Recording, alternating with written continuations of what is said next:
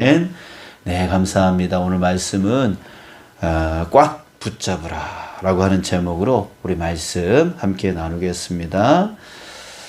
자, 누가복음 4장에 보면은요, 예수님 당시에 회당에서 드려졌던 예배의 모습을 엿볼 수가 있는데요. 그때 예배 형식 중에서 가장 중요한 것은 성경을 낭독하는 것이었습니다. 그런데 이때 예수님이 선정되어서 낭독을 하셨어요. 예, 낭독 후에는 기도가 있었고 또 기도 후에는 설교가 있었는데요. 그 설교는 지금처럼 목사가 있어서 설교를 했던 게 아니라 그 회당에 참여한 사람들 중에 자원하는 사람, 그 낭독된 말씀에 감동받은 사람이 일어나서 자유롭게 설교를 할 수가 있었습니다. 근데 그때 누가 설교를 했냐면 바로 예수님이 설교를 했던 거예요. 자, 근데 오늘 그 누가복음 4장에는 예수님이 어떤 설교를 했는지 그것이 구체적으로 드러나지는 않습니다. 자, 그런데 누가복음 4장 21절에 보니까 이렇게 기록되어 있습니다. 이에 예수께서 그들에게 말씀하시되 이 글이 오늘 너희 귀에 응하였느니라. 자, 이 한마디가 기록되어 있어요. 예수님께서 이 글이 오늘 너희 귀에 응하였느니라. 자, 오늘 이 한마디에 대해서 우리 좀 더 깊이 생각해 보려고 합니다. 자, 여기서 이 글이라고 하는 글, 자, 그 글은 무슨 글을 말하는 걸까라고 하는 거예요. 자, 이 글은 바로 예수님이 그 예배에서 낭독했던 그 말씀을 말해요. 그 낭독했던 말씀이 바로 오늘 본문 말씀이에요. 이사야서 61장 1절부터 3절까지의 그 말씀입니다. 자, 이 말씀 다시 오늘 너희 귀에 응하였다 이렇게 말하고 있는데요. 이 말의 뜻은 이 성경 말씀이 듣는 너희에게 이루어졌다라고 하는 뜻입니다. 자, 그러면 무엇이 이루어졌다라고 말씀하시는 걸까요? 자, 오늘 본문 말씀 1, 2, 3절을 살펴보겠습니다. 1절에 이렇게 시작합니다. 주 여호와의 영이 내게 내리셨으니 이는 여호와께서 내게 기름을 부으사. 자, 여기서 중요한 말은 내게입니다. 내게. 내게라고 말하는 이 어떤 자에게 주 여호와의 영, 바로 성령이 내렸다라고 하는 거예요. 또 다시 내게라고 하는 이 어떤 자에게 여호와께서 기름을 부으셨대요. 자, 기름은 뭐예요? 중요한 직책을 위해서 구별된 어떤 사람에게 기름을 부어서 그에게 사명을 주는 거예요. 그래서 기름 부음 받았다 이런 말을 하고 있는데요. 자, 내게라고 하는 여기 어떤 자에게 하나님께서 중요한 직책, 다시 말해서 사명을 부어주었다라고 하는 뜻입니다. 자, 그러면 어떤 사명인지 그 다음에 나오는데요. 자, 이렇게 말하고 있어요. 가난한 자에게 아름다운 소식을 전하게 하려 하심이라. 자, 가난한 자에게 아름다운 소식이란 어떤 걸까요? 가난한 사람에게 아름다운 소식, 좋은 소식은 그 가난에서 벗어나게 한다라고 하는 뜻 아니겠어요? 자, 가난한 사람들, 온갖 부족한 사람들, 뭔가 연약한 사람들, 예, 그런 사람들에게 모든 것이 풍요로워질 것이다.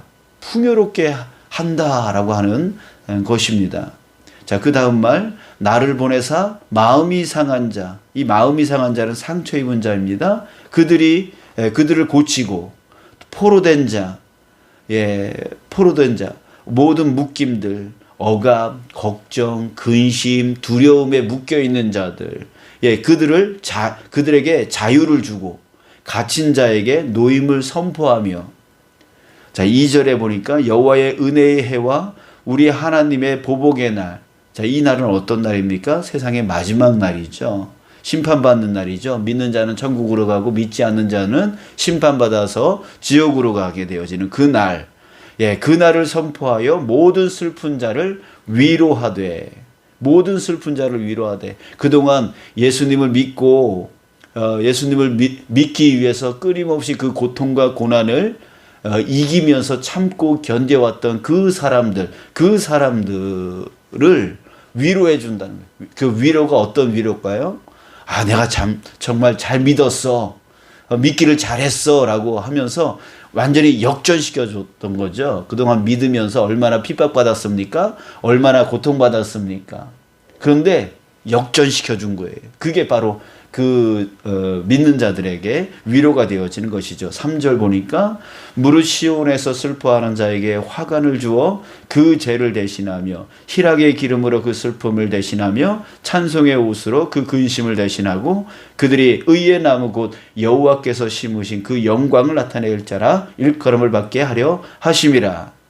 자, 아까도 얘기했지만 세상에서 믿음 지키기 위해서 핍박도 감수하고 고통, 고난도 감수하는 그런 걸 감수하면서까지 끝까지 믿음을 지켜나간 사람들.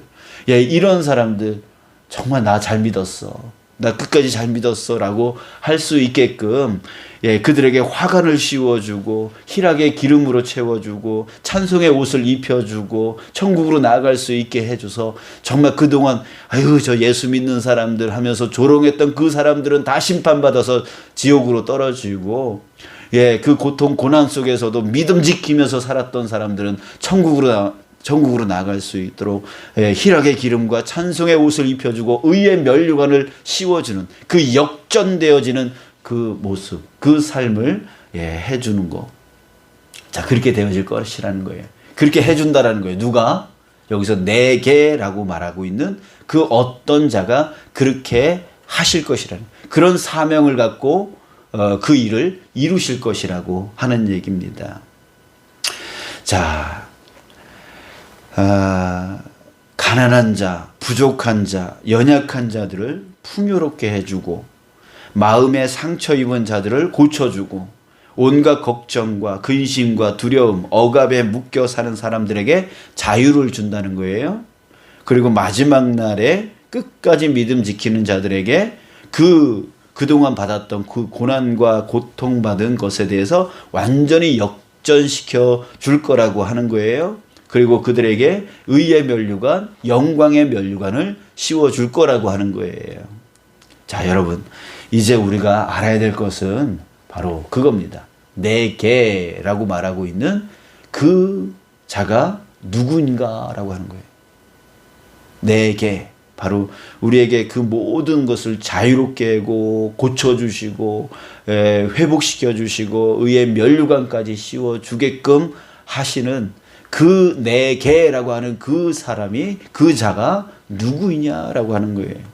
자, 여러분들 다 눈치채셨죠? 누구인지 아시겠죠? 자, 그렇지만 우리 말씀의 근거를 삼아서 다시 한번 살펴봐요.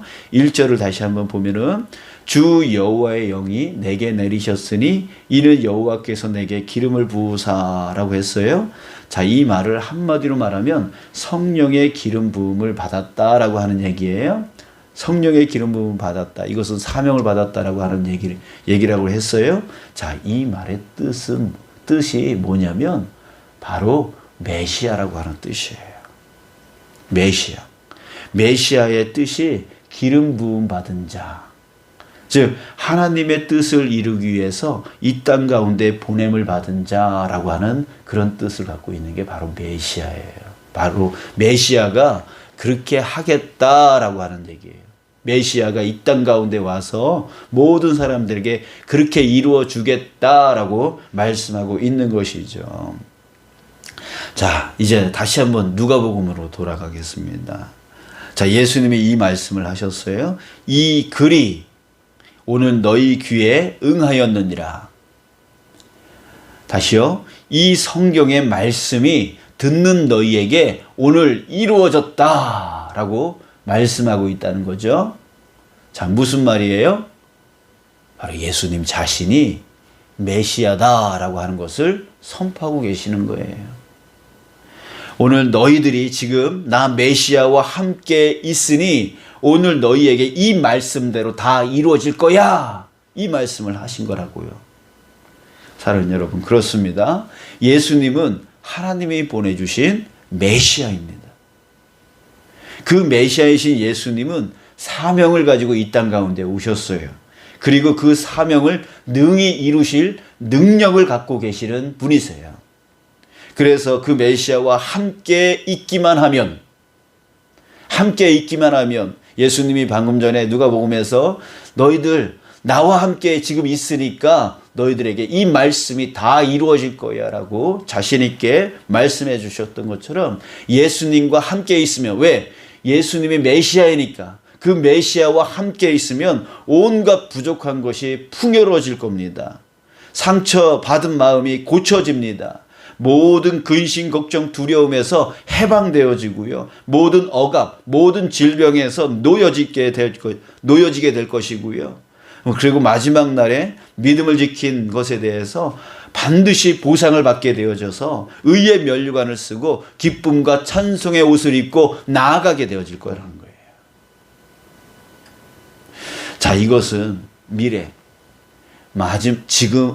마지막 날에 이루어지는 것이, 이루어질 것에 대해서 말씀하고 있는 게 아니에요.